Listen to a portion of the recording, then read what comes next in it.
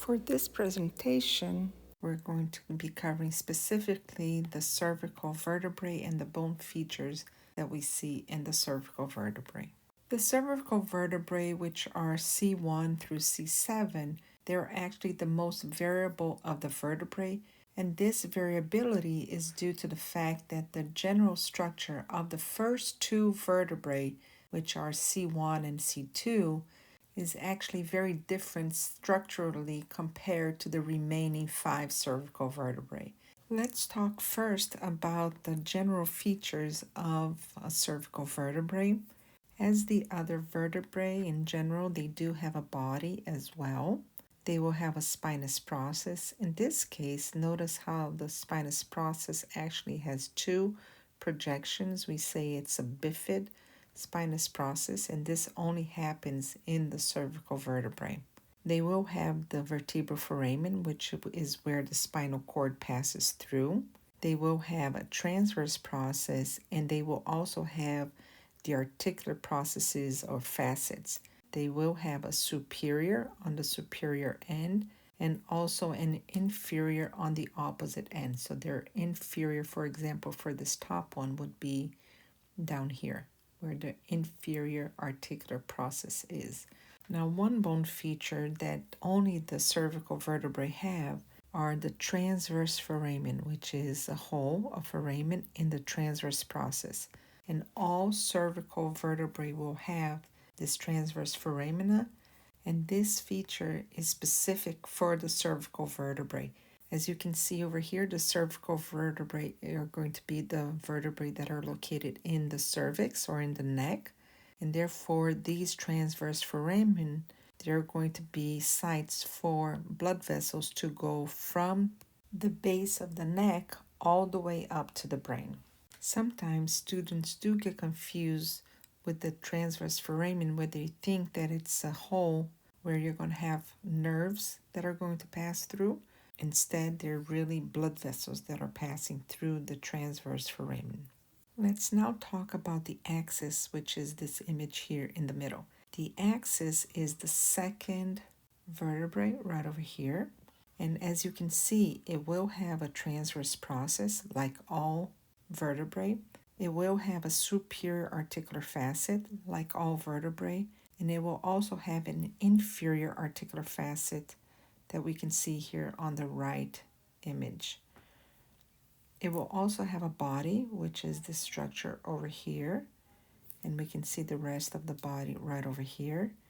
But on top of the body, it has this pointy structure over here that's called the dens. And the dens is actually the body of the atlas that fused with the body of the axis. So notice over here on the left, this is the atlas, which is the first cervical vertebrae, so C1. And the dens will pass right over here inside of the vertebral foramen, which is this big hole over here. This is just a ligament that holds the dens in place. So it's not the body of the atlas because the atlas does not have a body. The other thing that the atlas does not have is a spinous process. So there's no spinous process on the atlas. But all other vertebrae, independent if it's cervical, thoracic, or lumbar, they will have a spinous process. The only vertebrae that does not have a body or a spinous process is the atlas. I added this image here because this god over here is Atlas, and he is known for being the leader of the Titans in their war against Zeus, and after their defeat, he was condemned to carry the heavens upon his shoulders. So that's why the Atlas, which is C1, receives this name, because the Atlas is actually carrying the skull on top of it. So it's like the god of our body because it's carrying the skull on top of itself. Speaking of carrying the skull, like I said, will sit on top of C1. More specifically, where will they articulate? Remember, we had on the skull, we had the occipital condyle, which was that smooth, round, articulating surface. The occipital condyles will sit on top of the superior articular facet of C1, right over here, superior articular facet of C1. The images on this slide is actually cervical vertebrae from the lab. And the first thing that I'd look for on a cervical vertebrae to make sure that I know that this is a cervical vertebrae is the transverse foramen. All cervical vertebrae will have a transverse foramen. Of course, that when we're looking at a posterior view, it's going to be hard for us to see the transverse foramen. But even on this image to the right, we can see that these openings over here where we have blood vessels, an artery, and a vein, these are going to be representing the transverse foramen. Remember, I said that on these holes we have blood vessels that are passing through them. So if I know that this is the transverse foramen, then these over here would be the transverse process. This is the spinous process, which is a bifid spinous process. This big structure over here is the body or the centrum. And this over here is your spinal cord. So this big opening over here is going to be your vertebral foramen. This would be your superior articular facet on both sides. When we look at this first image over here on top, it's a cervical vertebrae, but more importantly, this is your atlas. So it's your C1. It does not have a body and it does not have a spinous process, but it does have a transverse process and it does have a superior articular facet and a vertebral foramen here in the middle. This is the axis here in the middle. How do I know that this is the axis? Well, look what it has, the dens. Remember I said that the dens is the body of C1. That's not present over here, but fused with C2. On each side, you're going to have the superior articular facet, and the inferior articular facet would be right underneath over there. You're going to have a vertebral foramen and then a spinous process.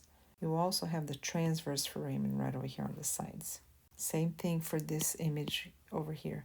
You have the body, the transverse process, the spinous process, the vertebral foramen, and like I said, the transverse foramen. This is a posterior view. On the posterior view, we can only see the spinous process, and we can see the superior articular facets over here and a little bit of the body, which can also be called the centrum. In addition, we can see the transverse process, one on each side. Another thing that's important to bring up is with regards to the vertebral foramen. Remember how I said that the spinal cord is what will pass inside of the vertebral foramen, so the hole in the middle? Now, the further up you are, the thicker the spinal cord will be. So this means that the vertebral foramen is bigger on the cervical vertebrae compared to the thoracic vertebrae and even more to the lumbar vertebrae. So once you get down to the lumbar vertebrae, which we will see later on, the vertebral foramen is actually smaller compared to the cervical vertebrae. However, the body of the cervical vertebrae is smaller compared to the body of the lumbar vertebrae. And this is because you need to have a bigger body to be able to sustain the weight of the vertebrae, because it will get heavier as you go further down. Now remember, every time you see a cervical vertebrae, make sure that it has the transverse foramen.